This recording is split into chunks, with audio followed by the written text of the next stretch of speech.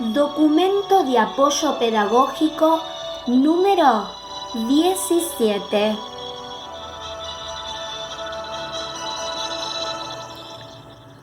Los cuentos de hadas, el encanto sin fin de los clásicos infantiles. Nuestras primeras memorias, como lectores, probablemente se encuentran ancladas en aquellos personajes situados en los maravillosos escenarios de los cuentos clásicos. El cuento de hadas es sin dudas un claro ejemplo. Este tipo de historias entra a la vida del lector en los días de su primera infancia. Es la forma de relato que nació entre los chamanes, magos, al pie del fogón de los hechiceros de cada pueblo.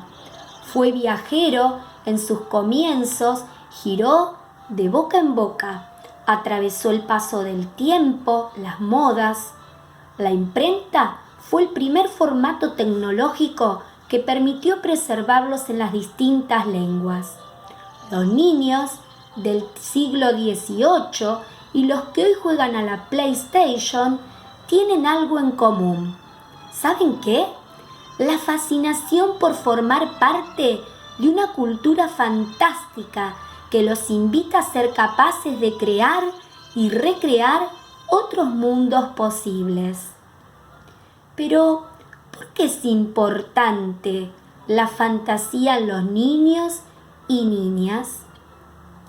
El niño y niña necesita ideas de cómo poner en orden su casa interior y sobre esta base poder establecer un orden en la vida general. La importancia de leer cuentos de hadas rebasa los objetivos de mera competencia lectora, dado que estas narraciones pueden ayudar a quienes las disfrutan a que extraigan un sentido coherente del mundo que los rodea.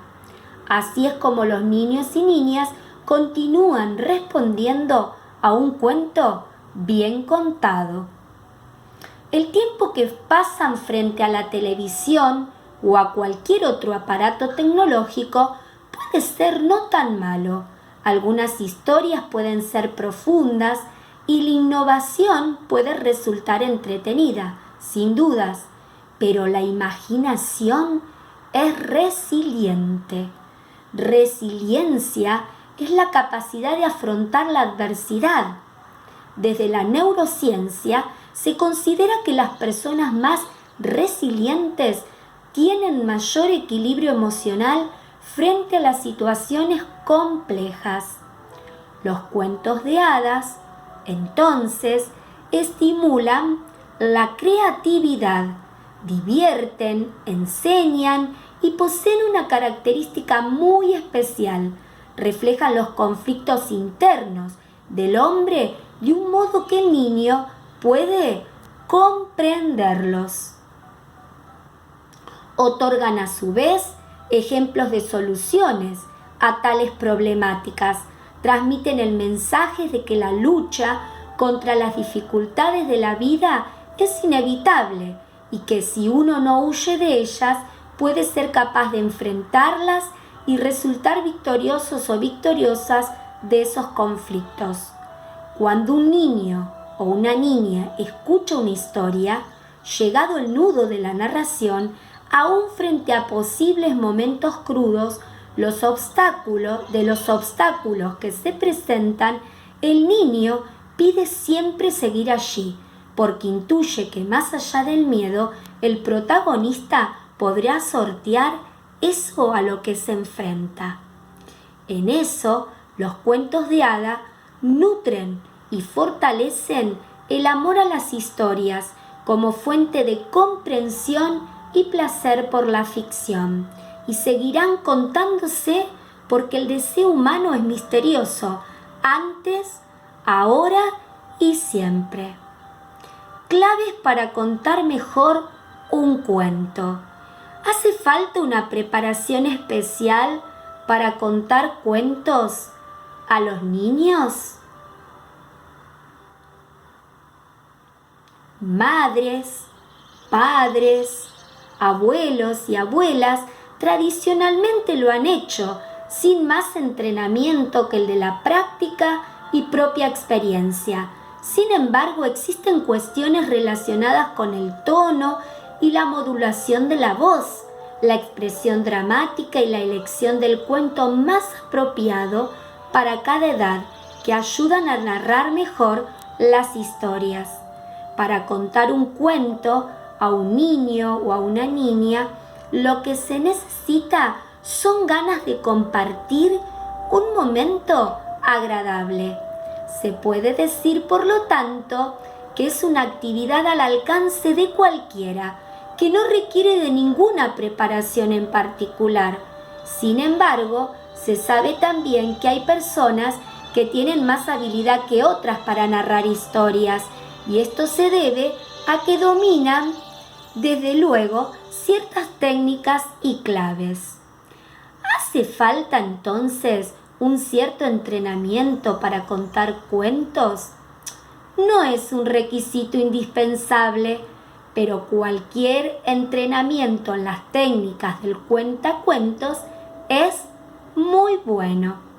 Recomendaciones esenciales que se deben tener en cuenta a la hora de contar cuentos a los niños y niñas.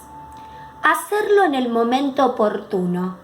Casi siempre se puede contar un cuento, pero si se prevé que no habrá tiempo suficiente y habrá que interrumpir la historia antes del final, quizás sea mejor dejar ese cuento para otro momento.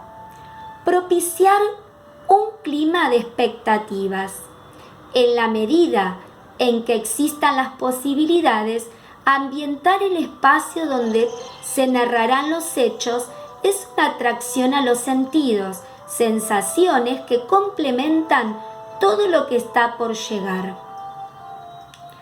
Evitar una dicción monótona. Se entiende por este tipo de dicción aquella que no presenta una articulación elaborada, es decir, aquella que causa aburrimiento.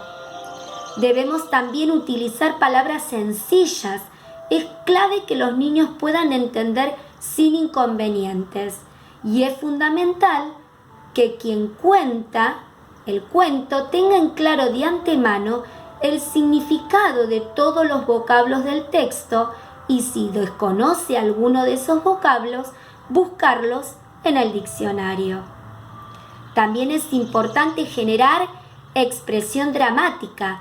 Es fundamental la expresividad, cambiar el ritmo del relato, modular la voz, hacer gestos con la cara y el resto del cuerpo, incluir onomatopeyas, canciones, sonidos efectuados con diversos elementos.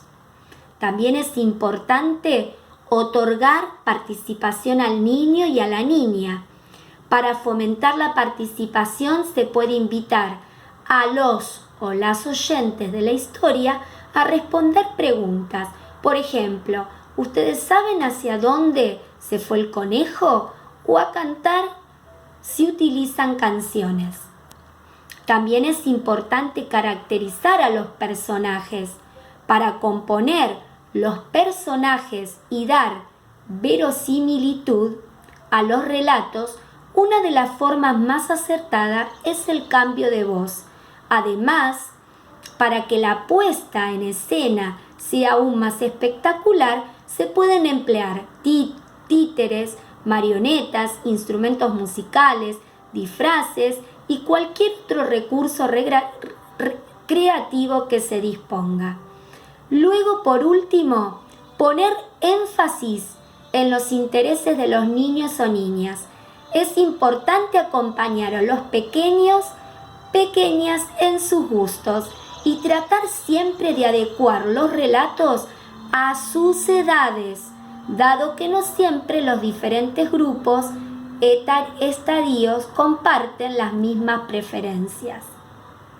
Y por último, me gustaría compartir esta frase con ustedes que dice: cada narrador cuenta con su manera de trabajar. Cuantas más herramientas tenga y cuanto más se apropie del cuento que narra, mejor podrá transmitir una historia. Y colorín colorado, este documento pedagógico, el número 17 de los cuentos de hadas, se ha terminado.